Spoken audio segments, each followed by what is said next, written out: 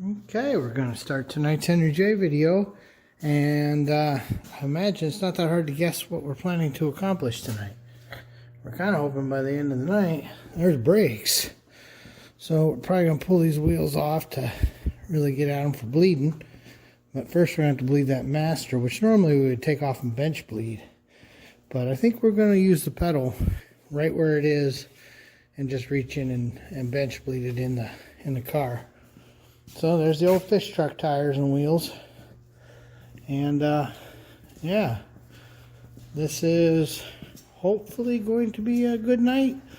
I always get nervous on painted cars when we're playing with brake fluid. It always finds some way to get on the paint. I had to swing through and pick up a little beer there from the other side of the shop.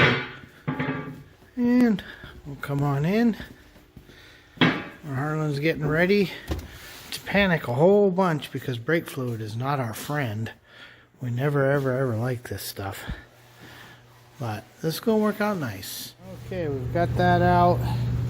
I was gonna do it on the car, but trying to clean this old tape off here, I just knew we were gonna contaminate it. Plus, once I saw that rust streak, I figured I wanted to clean that out. So we popped that bolt out. Probably didn't have to, but definitely makes my life easier. Okay, always keep these if you ever buy a master and it comes with a little bleeding kit or anything like that. Always keep the little tubes, keep the little fittings. You know, there's always a few different sizes, so you have something to dig through. You want them down nice and tight. You know, take a wrench, snug them down. You don't want them leaking here. Any air getting through here is going to trick you. And then before I want to be paying attention, you know, you're going to be taking a long screwdriver or whatever, and you're going to put, you know, just a little bit of fluid in here so that it would cover this hose. And then when you look down inside, there's a little hole here and a little hole here.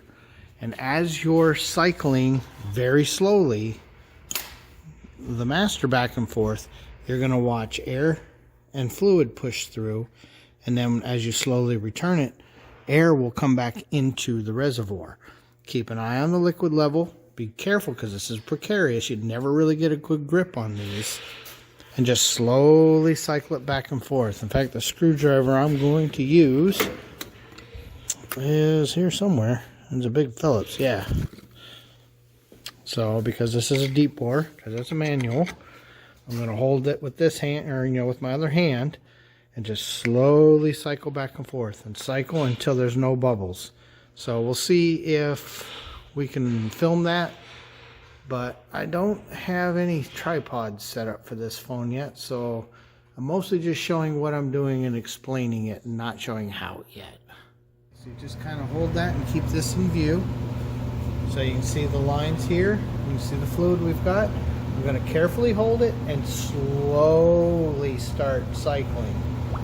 Don't go crazy, it will geyser.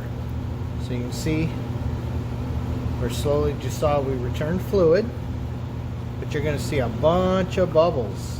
See the bubbles? Now I'm not going very deep yet. I'm not going to go full stroke until we've got mostly fluid.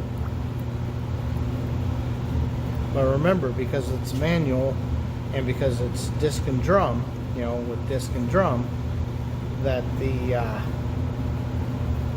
cylinder inside here doesn't push both of them at the same time and same volume, because you don't need as much volume in a drum as you do in a disc.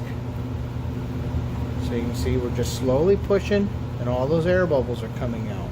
Now I'm really short and Harlan's really tall, so it's always hard to see on his benches, but I'm not pushing very hard, just a little bit. The vise is only kind of holding it as a suggestion. These ears are against the vise. I am actually holding the unit. You could do this on the back of a trailer somewhere in the middle of Oklahoma if you had to. But see, it's just slowly pushing the fluid through. And when we get to a point where there's not a bunch of little bubbles anymore, particularly this one back here, you're going to see, I'm going to give it a long push. When I return, there was no bubbles this time. So this one's actually bleeding out pretty good. They don't always. And one of those things is because we have these good and tight, so no air is sneaking in past them, which you can keep doing this and just keep reintroducing air every cycle, and you can spend an hour doing this, not realizing that you're not getting what you need. So now I'm just going to do some short strokes, which are mostly going to push on the drum, and now a full stroke, and I'm not seeing a bunch of bubbles at this point. So there's a couple ways you can go about putting this back in a car. In our case, because we're doing this right away, we're going to put it back in as is. We're going to be super careful and super cautious about it. We're going to put a piece of tape over it, and we've got a bunch of plastic to catch, because when we take these off to slide the fittings for the lines back on, we're going to lose some fluid. Something you can do, you know, if you were just replacing one on an already bled and normal system, pushing the master in just a little bit would actually move, so it's only pushing, and it wouldn't allow this to continue draining. We're not set up for that. We're just going to deal with what everybody has to deal with. You pull those off and do it as fast as you can, and try not to get air into the line. So that's what we're going to do next. We'll bring you guys back when we get to that point. Okay, it's always spooky when it happens, but we got it in there. We didn't lose too much fluid. You know, we had a mountain of rags under here that are now ready for disposal.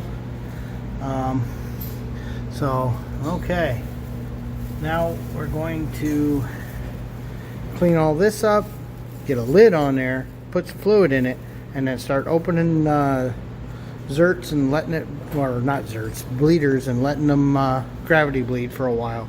Shouldn't be too bad on this one. All right, and ShopRex says, always have fun working on your cars. Try to be safe and eat all the candy. Okay, got all the bleeders cracked, and we found the hose that wasn't tight. And now we wait. I'm going to bring the car down so I can keep checking levels, but eventually you'll start hearing tippy tappies on the pan, and they'll fill right up. While I'm waiting, I'm going to go ahead and get our shuttle rod in, back in there for the pedal. Figure I might as well do something while I'm waiting, and we're going to need the pedal at some point to finish bleeding. Okay, and our first bleed is done. I just finished cleaning pans. So we've got fluid all the way around. We found one more leaky junction back here at that T right there. That was leaking. So we got that tight. And then this zert, I couldn't get it to bleed at all. Or not zert, the bleeder. So we pulled it out. I held my finger over it. And it was full of, probably from doing body work, just goo, even though it had caps on it. So, you know, always check them. Yeah, so we had to clean that one out, and now we got it coming out all four wheels. Is it perfect yet? No, the rear brakes aren't completely adjusted.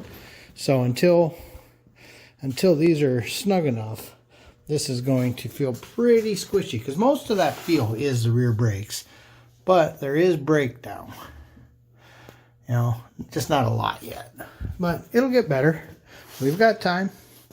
And then when we can adjust the rears, that will get better real quick. So there, we did everything we could to not get brake fluid on this paint. What a mess that was. So, all right, this may or may not be the end of this video. Well, you knew that wasn't the end of the video. It never is. So we just took the plastic that we had under there to catch anything out, and I'm glad we did, because it always makes me nervous, the thought that we could have had a puddle of that lying around somewhere and not known it. So, and then you can see the direction I decided to throw the bale instead of throwing it towards the car, because, you know, it wasn't on there. So we put it however we want. So now you'll be prying away from yourself if you're filling it up when you're standing on the side. We've got everything clean. So now, over the next couple days, if there's any leaks, it'll become quite obvious, because everything's very clean and dry. All right. And there is our feeble attempt at keeping these brake lines from cooking. It's always the downside with these little cars is exhaust. So that should help. Should actually help quite a bit. So we'll see how that works out. And we're wrapping it up for the night. The heater's kicking on again because, you know, it's Minnesota. And yeah, we're getting really close to bringing her over. We've got to do some tranny lines, get the fans in, a couple other minor things, get the seats in because I'm going to have to know where to run all the stuff for the power seats and where I can and can't run wiring. And yeah, he dug out the lights for the back. We're gonna have to build harnesses for those. So we're really getting there. So that's probably the end of the video this time. This has been a ShopRex approved video. Have a great night. Thanks for watching.